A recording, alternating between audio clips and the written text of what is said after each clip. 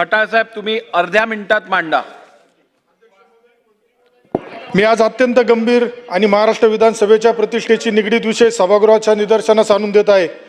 मी परवा सभागृहात मांडलेल्या संगमनेर नगर परिषदेच्या लक्षवेधीवर संगमनेर नगर परिषदेच्या माजी नगराध्यक्षा सौ अंजली सुधीर तांबे यांनी जनसंवाद महाराष्ट्र 24 या इलेक्ट्रॉनिक माध्यमाशी बोलताना महाराष्ट्र विधानसभेचा उल्लेख अपवित्र विधानसभा असा केला आहे.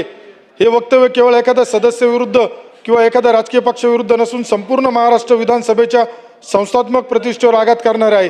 माननीय अध्यक्ष महोदय, ही विधानसभा महाराष्ट्रातील जनतेने निवडून दिलेल्या लोकप्रतिनिधींचे सर्वोच्च व्यासपीठ, लोकशाही व्यासपीठ आहे.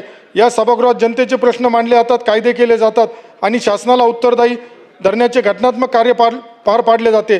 अशा पवित्र लोकशाही संस्थेला अपवित्र म्हणणे म्हणजे केवळ या सभागृहाचाच नव्हे तर महाराष्ट्रातील कोट्यावधी मतदारांचाही अवमान आहे. लोकशाहीमध्ये मतभेद असू शकतात, टीका होऊ शकते, परंतु अशा प्रकारे संपूर्ण विधानसभेलाच अपवित्र ठरवण्याचा अधिकार कोणालाही नाही.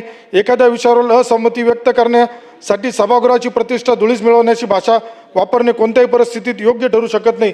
अध्यक्ष महोदय, संबंधित माजी नगराध्यक्षांनी त्यांच्या वक्तव्यात सभागृहात मांडण्यात आलेल्या विषयावर प्रतिक्रिया देताना विधानसभेचा अवमान करणारे शब्द वापरले आहे. अशा प्रकारचे विधाने भविष्यात इतरांनाही सभागृहाबाबत अवमानकारक भाषा वापरण्यास प्रोत्साहन देऊ शकतात. या सभागृहातील प्रत्येक सदस्याचे कर्तव्य आहे की विधानसभेची प्रतिष्ठा आणि अधिकार अबाधित ठेवावे. जर अशा चुकीच्या विधानांकडे दुर्लक्ष झाले तर लोकशाही संस्थांबद्दल चुकीचा संदेश समाजात जाईल. म्हणून मी आपणास विनंती करतो, या प्रकरणाची गंभीर दखल घेऊन संबंधिताविरुद्ध हक्कभंगाची कारवाई करण्यात यावी. ठीक आहे, चला. प्रकरण विशेषाधिकार समितीकडे पाठवण्यात येईल.